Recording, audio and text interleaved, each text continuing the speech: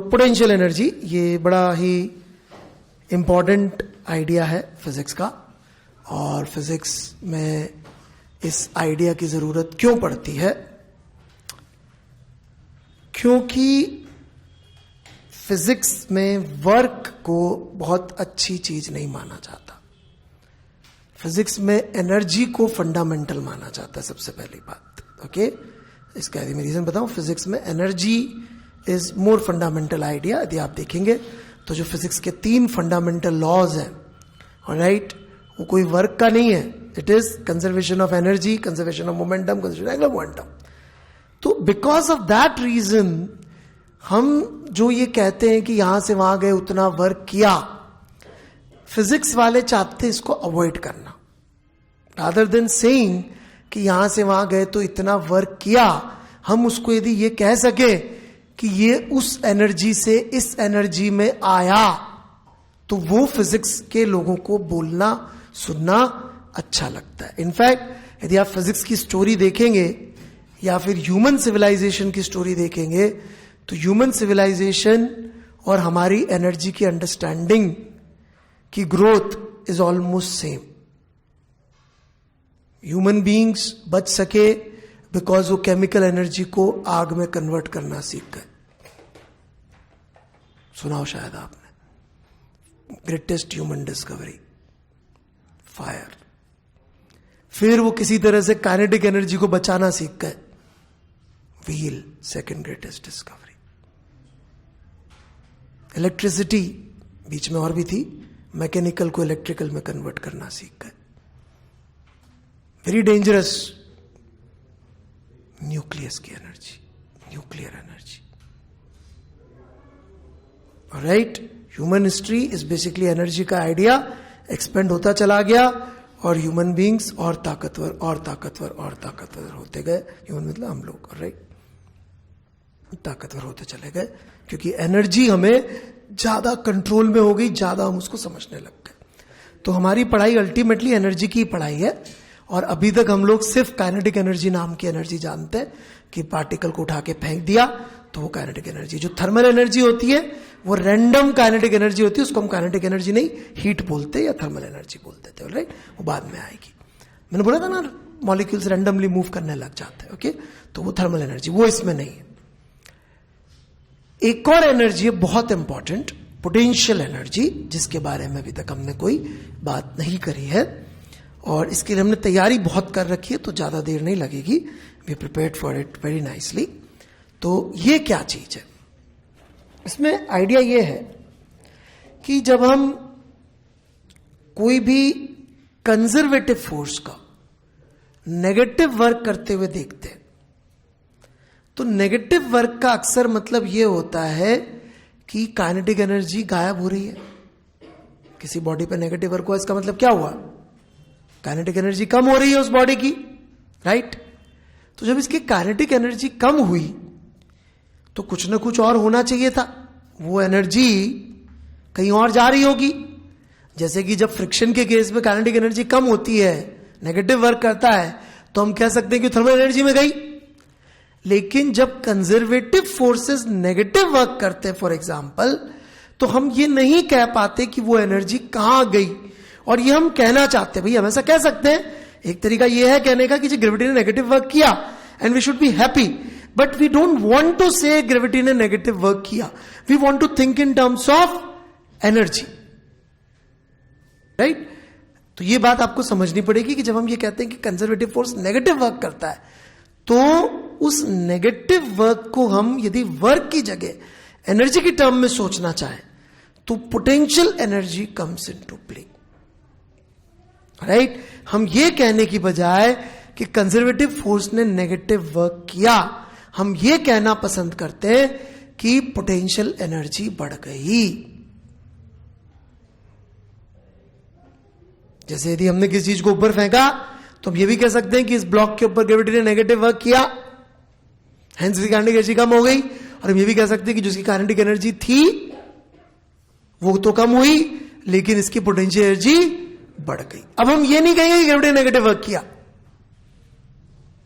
फिर गड़बड़ हो जाएगा मामला। दोनों तो फिर एक ही बात हो जाएगी। या तो हम ये कहेंगे ग्रेविटी ने नेगेटिव वर्क किया, या हम ये कहेंगे कि उस फोर्स की वजह से पोटेंशियल एनर्जी बढ़ गई। So it is replacement of negative work of conservative forces. और मैं नेगेटिव क्यों बोल रहा हूं? आप बोलेंगे sir what about positive? Positive कहते थे, उसमें कोई बड़ी बात नहीं है। जब ग्रेविटी पॉजिटिव वर्क करेगी या कोई कंजर्वेटिव फोर्स पॉजिटिव वर्क करेगा, तो हम ये कहने की बजाय या ये सोचे हम कि यार ये पॉजिटिव वर्क किया, कि बजाय हम ये कह सकते हैं कि यार इसने पॉजिटिव वर्क किया, इसने मतलब एनर्जी दी है किसी को, तो इसने काइनेटिक एनर्जी दी किसी को दी है, तो कहीं से तो लाया होगा ना। तो कहां से लाया? पोटेंशियल एनर्जी से लाया, मतलब पोटेंशियल एनर्जी में कमी आ गई होगी। लेकिन किसी भी चीज को पहले प्लस में समझाना पड़ता है ना, कि पोटेंशियल एनर्जी क्या है। तो मैं नेगेटिव पोटेंशियल एनर्जी समझाऊंगा कि पॉजिटिव पोटेंशियल एनर्जी समझाऊंगा? पॉजिटिव। तो मैंने पॉजिटिव पोटेंशियल एनर्जी को समझाया कि कंजर्वेटिव फोर्स का नेगेटिव वर्क है, लेकिन किसका? सिर्फ कंजर्वेटिव का, नॉन कंजर्वेटिव का नहीं। ठीक है, बढ़ू में आगे। तो कंजर्वेटिव फोर्स का वर्क है ये, okay, negative of work done by conservative force. तो मैं यहां पे आपको याद दिलाऊं, अपनी इक्वेशन होती थी ऐसी, आप भूल गए हो तो। This is known as work kinetic energy theorem. हम इस इंटरनल के दो टुकड़े कर रहे हैं, कंजर्वेटिव अलग और सारे नॉन कंजर्वेटिव अलग। कर सकते हैं क्या या नहीं कर सकते? कोई गलत काम कर दिया मैंने? हाँ भाई, मैं कंजर्वेटिव अलग और नॉन कंजर्वेटिव अलग कर रहा हूं। और कंजर्वेटिव आपको याद भी हो तो मैंने कंजर्वेटिव सीखा भी इसीलिए था क्योंकि ऐसे फोर्सेस थे कि इनका वर्क का कैलकुलेशन इजी पड़ेगा, क्योंकि पाथ से इंडिपेंडेंट आएगा। नॉन कंजर्वेटिव का ही कभी कभी आ जाता है। वो अपन पिछली क्लास में किसी ने पूछा था अच्छा सवाल, तो मैंने जवाब दिया था कि भाई नॉन कंजर्वेटिव कभी कभी आ जाता है, इसका मतलब ये नहीं है कि वो कंजर्वेटिव हो गया। राइट, बढ़ू मैं आगे। तो ये जो work done by internal conservative force है, इसको यदि हम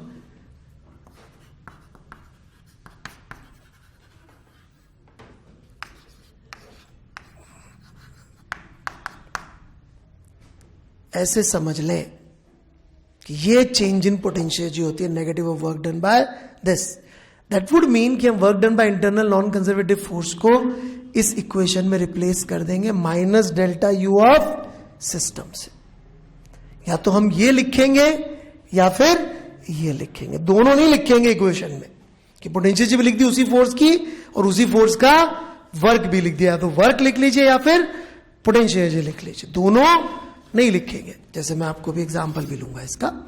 तो work done by external minus delta U system plus work done by internal non conservative. ये डेफिनेशन थी इसकी, negative of work done by internal conservative forces known as potential energy में change या increase, is change in kinetic energy. तो ऐसे लिखने की बजाय वर्क मैकेनिकल एनर्जी थ्योरम जो कि हमको फाइनली पढ़नी थी वो ये है, work mechanical energy theorem. This is work mechanical energy theorem, where mechanical energy is defined as kinetic energy plus potential energy due to all conservative forces, internal conservative forces। कोई छूटना नहीं चाहिए, ठीक है। यदि कोई छूट गया तो फिर वो टोटल मैकेनिकल एनर्जी नहीं होगी। मान लीजिए इंटरनली 6 कंजर्वेटिव फोर्स है, तो हमको 6 के 6 को पोटेंशियल एनर्जी में लिखना पड़ेगा। 5 लिख के 1 छोड़ दिया, फिर ये पूरी मैकेनिकल एनर्जी सिस्टम की नहीं होगी। So you must write this very clearly कि this potential energy is due to all internal conservative forces. कोई एक आध भी हमको छोड़ना अलाउड नहीं है, फिर ये मैकेनिकल एनर्जी सिस्टम नहीं कहलाएगी। तो वो थी बच्चों वर्क काइनेटिक एनर्जी थ्योरम और ये वर्क मैकेनिकल एनर्जी थ्योरम। यहां पे हम क्या कहते हैं, एक्सटर्नल फोर्स का वर्क और इंटरनल नॉन कंजर्वेटिव का work would be equal to change in mechanical energy. आगे जाके जो अगला चैप्टर आता है मैकेनिक्स जब खत्म हो जाती है तो उसके बाद पढ़ाया जाता है हीट। हीट में आता है first law of thermodynamics. First law of thermodynamics इसी बारे में है कि इसको कैसे गायब किया जाए इक्वेशन से, उसको भी उड़ा देते और इसको बोल देते हीट। सही तो बात है, इंटरनल नॉन कंजर्वेटिव जो भी वर्क करेगा वो खराब टाइप की एनर्जी होगी, थर्मल एनर्जी, इसको minus of delta U thermal करके फर्स्ट लॉ थर्मोडायनामिक्स, वो तो मैं अभी बना सकता हूं पर बनाऊंगा नहीं। यही एनर्जी की इक्वेशन चलती रहेगी आगे तक। अभी जैसे मैं इलेक्ट्रोस्टैटिक्स पढ़ा रहा हूं 12वीं कक्षा में, तो यही इक्वेशन फिर आ गई। बैठे हुए 2-3 बच्चे 12वीं के जो इलेक्ट्रोस्टैट्स पढ़ रहे, उनको पता होगा यही इक्वेशन के सवाल दिए थे मैंने आपको करने को आजकल में जो होमवर्क था, एग्जैक्टली यही इक्वेशन। बस इसमें पोटेंशियल एनर्जी जो अभी तक अपन ने पढ़ी वो mgh और हाफ kx स्क्वायर इलेक्ट्रोस्टैट्स में इलेक्ट्रोस्टैटिक पोटेंशियल एनर्जी घुस जाएगी। फंडामेंटल इक्वेशन यही है, right. So that is what is potential energy. Negative क्यों डिफाइन किया? क्योंकि थॉट ये है ना कि भाई इंटरनल कंजर्वेटिव फोर्स ने जब नेगेटिव वर्क किया तो वो एनर्जी कहीं जानी चाहिए। It is like this. ये समझ में आया नेगेटिव वाला है? इसमें कंफ्यूजन है किसी को? क्या नेगेटिव क्यों कहा? या क्लियर है बात? पक्का नेगेटिव क्यों का बात क्लियर है? क्योंकि जब भी internal conservative force negative work करेगा तो हम क्या कहते हैं? पोटेंशियल एनर्जी बढ़ गई होगी, राइट। क्योंकि वो कहीं दौड़ तो दे नहीं सकता, तो किसी और फॉर्म में स्टोर हो नहीं, मतलब कोई और फॉर्म होगी जिसमें स्टोर हुई है, तो किस फॉर्म में स्टोर हुई है, राइट। कंजर्वेटिव फोर्स मतलब महाकंजूस। कोई भी कंजूस आदमी के बैंक में आपने देखा है पैसे कम हुए अकाउंट में, तो सामने वाला समझ जाएगा घर पे रखे होंगे। कंजर्वेटिव मतलब कंजूस। कंजर्वेटिव का मतलब क्या है कि उसके पास एनर्जी उतनी रहने वाली है, घूम फिर के वापस आएगा तो इसका मतलब घर पे रखे होंगे और घर से वापस बैंक में डाल देगा, खुश हो जाएगा, मेरे अकाउंट पैसे बढ़ गए। वैसे क्लियर है? बिल्कुल। आगे बढ़े तो अगली चीज थोड़ी डिफिकल्ट है, क्योंकि किताबों में ये थोड़ा गड़बड़ सड़बड़ लिखा होता है, उसमें मैं जिम्मेदार नहीं हूं। यदि आप देखेंगे तो मैंने यहां पे negative of work done by internal conservative लिखा है, राइट। आप किताब देखेंगे तो वो लोग इसको ये लिख देते हैं क्योंकि उनको वर्क आता ही नहीं है। मैं जिम्मेदार नहीं हूं उनको वर्क नहीं आने के लिए। This is obviously nonsense. Why it is nonsense? It should be F12 dot ds1 plus F21 dot ds2।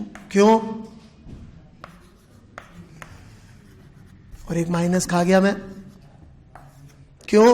Internal force का वर्क जब हम लिख रहे हैं तो उसमें एक्शन और रिएक्शन दोनों का वर्क लिखना चाहिए, किसी एक का नहीं लिख सकते। इनफैक्ट हम एक्सटर्नल फोर्स के लिए कंजर्वेटिव नॉन कंजर्वेटिव की भाषा में बात भी नहीं करते। हम बात सिर्फ इंटरनल के लिए ही करेंगे कंजर्वेटिव नॉन कंजर्वेटिव की, क्योंकि एक्सटर्नल का रिएक्शन क्या कर रहा है हमें क्या मालूम। तो एक्चुअली ये होता है, लेकिन आप लोगों को ये भी अब तक मैं सिखा चुका हूं। ये मैंने एक फोर्स के लिए लिखा है, ऐसे 10-12 फोर्स और हुए तो फिर वो समेशन लगाना पड़ेगा इसके ऊपर, टोटल चेंज। अभी मैं एक की बात कर रहा हूं तो आपको याद होगा, तो अपन इसको ऐसे भी कन्वर्ट कर सकते हैं, और मैं कर चुका हूं इसलिए बार बार नहीं करूंगा। कर चुका हूं कन्वर्ट इसको। वर्क डन बाय फोर्स लिखना है, work done by force on an object नहीं लिखना है, क्योंकि इंटरनल है तो एक्शन का भी वर्क और रिएक्शन का भी वर्क। तो ऐसे आ जाएगा delta U of system, change in potential system is this minus F12 dot ds12।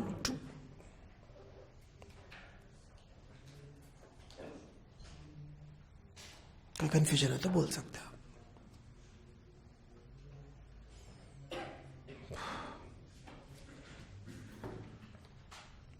Anyone? Clear है? बिल्कुल।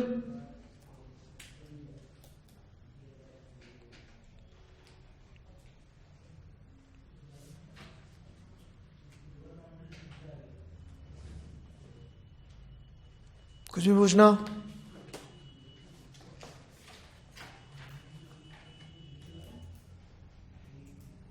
नहीं तो कोई भी फोर्स का नेगेटिव के वर्क से हम बोल देंगे पोटेंशियल एनर्जी बढ़ी है, ठीक है। तो let's try few things here. इसमें एक थोड़ा सा एक्सेप्शनल केस है, अर्थ। अर्थ को सवालों में सिस्टम का पार्ट कभी नहीं देंगे, लेकिन आपसे एक्सपेक्ट करेंगे कि उसकी पोटेंशियल एनर्जी को आप पोटेंशियल एनर्जी माने, और mgh या जो भी अभी मैं निकालूंगा उसको आप सिस्टम की एनर्जी माने, भले ही उसको इंटरनल लिख रखा हो चाहे नहीं लिख रखा हो। ओके, एक्सटर्नल कोई नहीं लिखने वाला है। ओके, समझ में आई मेरी बात? तो कई बार मैं ऐसे भी डेफिनेशन देता हूं मैकेनिकल एनर्जी की, K plus P due to all internal conservative plus potential energy due to gravity. JEE 2 बार कम से कम ऐसे सवाल दे चुकी है जहां पे उन्होंने अर्थ को बिल्कुल भी स्पेसिफाई नहीं किया था, सिस्टम का पार्ट है, लेकिन जब मैग्नेटिक एनर्जी उन्होंने पूछी तो उन्होंने ग्रेविटी की वजह से जो एनर्जी थी उसको मान लिया कि मैग्नेटिक एनर्जी का पार्ट है। क्यों? क्योंकि 10वीं कक्षा में mgh होती थी पोटेंशियल एनर्जी, तो आज भी mgh तो रहेगी।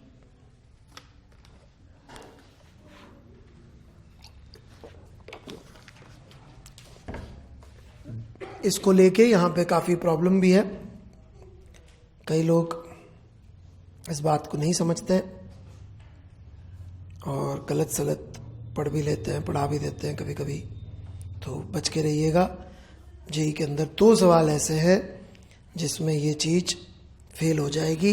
यदि आपने सिर्फ इतना सा रट लिया कि मुझे सिर्फ इंटरनल कंजर्वेटिव का लिखना है, यदि सिस्टम में अर्थ स्पेसिफाई नहीं है, राइट, तो भी ये पार्ट रहेगा। बस इतनी सी बात मैं कह रहा हूं। ओके, जैसे मैं अभी सवाल लेता हूं, अभी देख लीजिएगा, 1 मिनट लगेगा। बढ़ू मैं आगे, समझा दूंगा, चिंता मत करिए, बस लिख लीजिए फिलहाल, क्योंकि अभी तो मैंने आपको पोटेंशियल ड्यू टू ग्रेविटी लिखना नहीं सिखाया, तो भी समझ में पूरा नहीं आएगा। ठीक है, बस वही शुरू कर रहा हूं। तो सबसे पहले ग्रेविटी की पोटेंशियल एनर्जी कैसे निकालेंगे, ठीक है। तो हियर वी गो, डेफिनेशन लिखिए अपने पास, माइनस वर्क डन। ओके, अर्थ के केस में अर्थ ने तो कहीं जाना है नहीं, कि अर्थ भी कहीं चल जाएगी। मैंने एक बॉल को ऊपर फेंक दिया आधे किलो की, तो अर्थ को भी थोड़ा सा धक्का लगी जाएगा नीचे, है। अर्थ का नाम, जब तक रोटेशन पोटेशन कुछ नहीं आ रहा हो अर्थ का, तब तक उसका नाम याद रखिएगा, अचल धरा, जो मूव नहीं होती है ना, कैन नॉट बी मूव्ड। तो यदि एक गेंद जमीन से h ऊपर गई है तो ग्रेविटी ने कितना काम किया? Minus mgh। और मैं आपको फिर से याद दिला दूं, भूल गए हो तो, एनर्जी मतलब 2 स्टेट्स लिखनी पड़ेंगी, नहीं तो कोई फायदा नहीं पढ़ाई का एनर्जी का। एक स्टेट नहीं होती एनर्जी की, वर्क एनर्जी थ्योरम 2 स्टेट्स के बीच में लिखी जा सकती है, राइट। एक पॉइंट पे वर्क एनर्जी का कोई मीनिंग नहीं होता, पावर होती है वो, यदि यूजफुल है तो। बढ़ू मैं आगे, तो यहां पे यदि हम लिखेंगे तो ग्रेविटी ने वर्क कितना किया? माइनस mgh वर्क किया ग्रेविटी ने, वर्क डन। उसका भी minus work done by gravity would be change in potential energy. यही तो लिखा है वहां पे फॉर्मूला, राइट। आप बोलेंगे सर इसका दूसरे का क्या हुआ? दूसरा जो mg का अर्थ पे ऊपर लग रहा है उसके ऐसे हम डिस्प्लेसमेंट मानते नहीं है, राइट। मैं ये कह रहा हूं, यदि सवाल ये आ जाए कि जब ये यहां से यहां गया ब्लॉक तो इसकी पोटेंशियल एनर्जी में कितना चेंज हुआ, और आप लिख के आ जाए आपने अर्थ तो दिया ही नहीं है सिस्टम का पार्ट है, सवाल गलत है, कितने मार्क्स मिलते हैं सुजन आंसर में गलती ढूंढने पे? कितने मार्क्स मिलते पे? सवाल को गलत बताने में कितने मार्क्स मिलते हैं? माइनस। Very good. और सवाल में थोड़ा बहुत इधर उधर अपन सही सॉल्व करके आ जाए तो प्लस, है ना? हाँ, पक्का? हाँ, तो सवाल में गलती नहीं ढूंढ के आनी है। क्या बोल देंगे कितनी पोटेंशियल में इंक्रीज हुआ? mgh। आप ये गलती ढूंढने लग जाए, सर आपने तो बोला ही नहीं और सिस्टम का पार्ट है, तो आपका तो सवाल ही गलत है, हटाओ। अर्थ को सिस्टम का पार्ट बोलना जरूरी नहीं होता। समझ में आई मेरी बात? और h ऊपर गया तो पोटेंशियल एनर्जी क्या हुई? घटी की बढ़ी? बढ़ी। क्यों? ग्रेविटी ने नेगेटिव वर्क किया, तो या तो हम ये कह दें कि ग्रेविटी ने नेगेटिव वर्क किया, और या ये कह दें कि पोटेंशियल एनर्जी बढ़ गई, राइट। आप जैसे प्रॉब्लम्स में भी देख सकते हैं। प्रॉब्लम्स में कैसे देख सकते हैं कि जी मैंने इसको u वेलोसिटी दी, बताइए मैक्सिमम कितनी हाइट पे जाएगा, ये एक सवाल है हमारे पास, राइट। इसको अभी तक हम कैसे सॉल्व करते थे? Solution work kinetic energy theorem से देखें, solution from work kinetic energy theorem. h ऊपर गया, ग्रेविटी ने कितना वर्क किया? Minus mgh। हाईएस्ट पॉइंट पे यदि पहुंच गया तो कितनी वेलोसिटी हो गई, 0 minus initial kinetic energy half mv²। ये क्या लिखा मैंने, वर्क काइनेटिक एनर्जी थ्योरम। अब इसी के कंपैरेटिव देखिए work mechanical energy theorem. Gravity ने कितना वर्क किया, मैं वर्ड बोलूंगा क्या आप, क्यों नहीं बोलूंगा, वो पोटेंशियल मैं लिख रहा हूं तो मैं ग्रेविटी के वर्क की बात नहीं करूंगा। और कोई फोर्स है यहां पे नहीं है, तो कोई वर्क हो ही नहीं रहा है। फाइनल पोटेंशियल एनर्जी कितनी होगी, अपने पास फॉर्मूला है, ये फॉर्मूला अपन को याद करना पड़ेगा कि यदि वो एच ऊपर गया है तो उसकी पोटेंशियल एनर्जी mgh बढ़ गई। तो हम यहां पे लिख देंगे final potential energy minus initial potential energy plus final kinetic energy 0 minus initial kinetic energy. और अपन को यदि ये फॉर्मूला याद होगा तो अपन सीधे यहां पे क्या पुट कर देंगे, mgh। देखिए दोनों इक्वेशन कितनी अलग है एक दूसरे से, आंसर भी अलग आ रहा होगा, है सेम आ रहा है, सेम आ रहा है। लेकिन एक तरफ अपन ने वर्क लिखा ग्रेविटी का और एक तरफ चेंज इन पोटेंशियल लिख दिया उसकी बजाय, और राइट, और दोनों ही सही है लेकिन वो ज्यादा कन्वीनियंट है और फिजिक्स में आगे जाके वो भाषा बहुत ज्यादा यूज होगी। अपन को क्या होता है ना, अपन तो अटक जाते हैं कि यार मेरे को जब तक सवाल सॉल्व हो रहे हैं मैं कहीं को लोड लूं आगे, कहीं को सीखने का, फिर दिमाग पे लोड आएगा। बड़ी मुश्किल से तो एफबीडी बनाना सीखे थे, अब ये आ गया बोलता है एफबीडी से काम नहीं चलेगा। बड़ी मुश्किल से रट्टा मारा था अपन ने पर्टिकुलर तरीके से सवाल सॉल्व करने का, अरे बोल रहा है नहीं ये सीखो। क्यों, क्योंकि ये पहले 9 चैप्टर जेई में आते ही नहीं है यार। ये चैप्टर तो आएंगे ही नहीं, तैयारी तो किसी और चैप्टर की करनी है।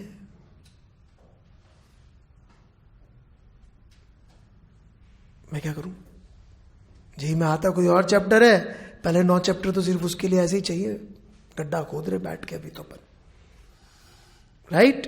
तो इसलिए नई से नई चीज सीखने की कोशिश करिए। अब ये बड़ा फिजिक्स बहुत अजीब है, फिजिक्स मैथमेटिक्स के अंदर आप जो चैप्टर पढ़ते हो उसमें कोई सवाल होते हैं, जेई में आ भी जाते हैं, बुले भटके कोई छोटा चैप्टर तो कम आ जाते हैं, बड़ा चैप्टर तो ज्यादा आ जाते हैं, पर आते तो है। यहां तो चैप्टर के चैप्टर गायब है फिजिक्स से जेई में। 10 साल में एक काइनेमेटिक्स का सवाल, न्यूटन्स लॉ 10 साल में 2।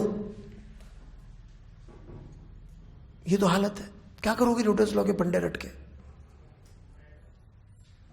न्यूटन्स लॉ सीख लो वो काम आएगा। वैसे ही है कि आपने कहा सर मैं तो work mechanical work kinetic theorem तो आ गई मुझे इतनी मेहनत से, अब मैं नहीं सीख रहा, ये मैं तो सवाल तो सॉल्व हो रहे ना मेरे से, होंगे ना, बिल्कुल होंगे। अब मैं आपको होमवर्क दूंगा, क्या दूंगा, जो सवाल स्प्रिंग वाले से दोबारा सॉल्व करो। आप बोलोगे हटो क्यों करे, पहले हमने इससे सॉल्व किए थे, हम इससे करेंगे तभी तो सीखेंगे। नहीं समझ में आई बात, राइट। तो अंतर समझ में आया सबको, या तो वर्क लिखेंगे उस फोर्स का या फिर पोटेंशियल एनर्जी। वर्क जो लिखते थे वो लिखते रहेंगे अपन, नहीं तो change in potential. Change in potential के लिए हम कैसे काम चलाएंगे, हमारे पास फॉर्मूले होंगे। किस चीज के होंगे, चेंज इन पोटेंशियल एनर्जी के फॉर्मूले होंगे। जैसे इधर आ गया अपने पास, एच ऊपर गया तो mgh, एच नीचे गया होता तो माइनस mgh। निकाल के दिखाऊं, या समझ में आ गया पक्का। ऐसे स्प्रिंग की पोटेंशियल एनर्जी देख लेते हैं अपन।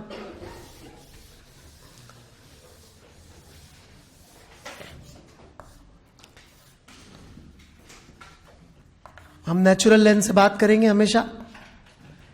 नेचुरल लेंथ पे थी स्प्रिंग, अब ये एक्स आगे चली गई है, ये स्प्रिंग का फोर्स के एक्स लग रहा है, राइट। और अपन इसको खींच के ले गए थे यहां तक, तो पूरे रास्ते में स्प्रिंग वर्क कर रही होगी। अपन फॉर्मूला लिख देते हैं चेंज इन पोटेंशियल एनर्जी का, final potential energy minus initial potential energy. This is initial point and somewhere down the line is the final point, minus definition का के एक्स स्प्रिंग का फोर्स इस तरफ, डिस्प्लेसमेंट इस तरफ, ये minus F dot D S का है। I hope you understand that. 0 से x तक खींच के ले गए, चेंज इन पोटेंशियल एनर्जी कितनी आ गई, हाफ के एक्स स्क्वायर। इसको देख के भी समझ सकते हैं, एक्स पॉजिटिव हुआ तब भी पॉजिटिव आएगी पोटेंशियल एनर्जी, और एक्स नेगेटिव हुआ तो भी पॉजिटिव ही आएगी। और ये खुद से भी सोचेंगे समझ में आ जाएगा, क्योंकि स्प्रिंग को खींचे तो भी हमें ही वर्क करना पड़ रहा है, तो स्प्रिंग के पास एनर्जी जा रही होगी। आप यूं सोचिए ना, स्प्रिंग का वर्क एनर्जी थ्योरम लगा दो, एक्सटर्नल फोर्स का work is equal to change in potential energy of spring. खींचा तो मेरा वर्क पॉजिटिव है कि नेगेटिव है? मैं खींच रहा हूं पॉजिटिव, मैं पुश कर रहा हूं तो भी पॉजिटिव ही है। मतलब दोनों केस में स्प्रिंग की पोटेंशियल एनर्जी